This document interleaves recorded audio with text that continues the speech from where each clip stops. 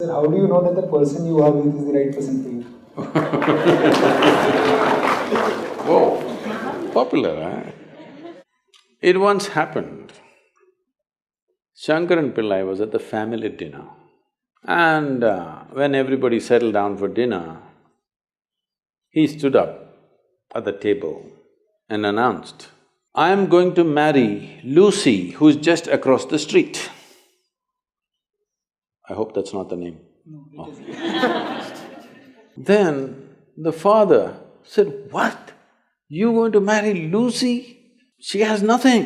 She's like a tramp. You going to marry that Lucy?" Mother said, "What? You going to marry that Lucy?" The uncles always pitch in these kind of matters, you know. Uncle said, "What? You going to marry that Lucy? Have you seen her hair? It looks fake." The aunt, "What? You going to marry Lucy? She's always painted. You going to marry that painted woman?"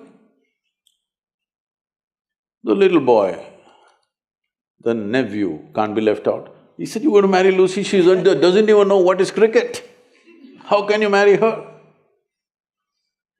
Shankaran Pillai stood his ground and said, "Yes, I'm going to marry Lucy." Everybody asked in one voice, "Why?" He said, "Because she has no family." There are no many opinions to battle with. So, who is the right person? I don't want to take away all the romance from your life. But let me tell you this, there is no right person on this planet. If you put your heart into something, something may become wonderful. Is it the right thing? There's no right thing. Nobody ever found the right person anywhere, okay? If you get into that kind of unrealistic mindset, "I have found the right person," oh, you will be soon disappointed. You must understand, there is no right person. First thing is to see whether I am the right person. Yes, am I the right person? And there are no right people on this planet. If you understand, you have your nonsense, they have their nonsense, we can adjust nonsense. Go on. We must understand relationships are formed for various needs. There are physical needs, there are psychological needs, there are emotional needs, there may be social needs, there may be financial needs, various kinds of needs. So when you're going to somebody with so many needs, you're going as a beggar, and a beggar cannot choose. Hello? Beggar eat what comes his way, isn't it? He cannot choose. So, if you really want to make a choice in this world, first and foremost thing is, you bring yourself to your place where your experience of life is just pleasant by yourself. You're wonderful. Now, let us see what gets drawn to this one. If you're really wonderful, things will happen in every way, I'm saying. In terms of career, in terms of marriage, in terms of relationships, the best will happen to you because you made yourself like this. Instead of trying to work on somebody and fix them, if you work upon yourself and make you so wonderful that everybody wants to be with you, then there is a choice. And this whole thing is an American thing, that there is a soulmate somewhere. God made just one more person just for you. But these days, every 2 years, he keeps making one more person just for you. Obviously, God is making too many mistakes with you.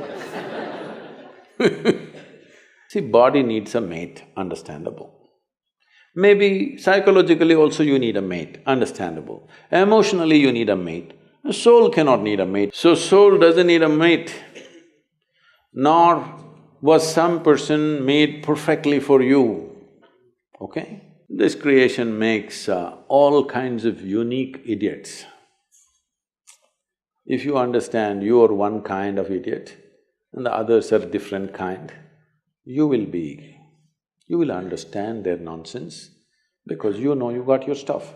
If you think you're perfect and God has chosen you and He's made another person perfect somewhere else, you're heading for a disaster, okay? There's no such thing.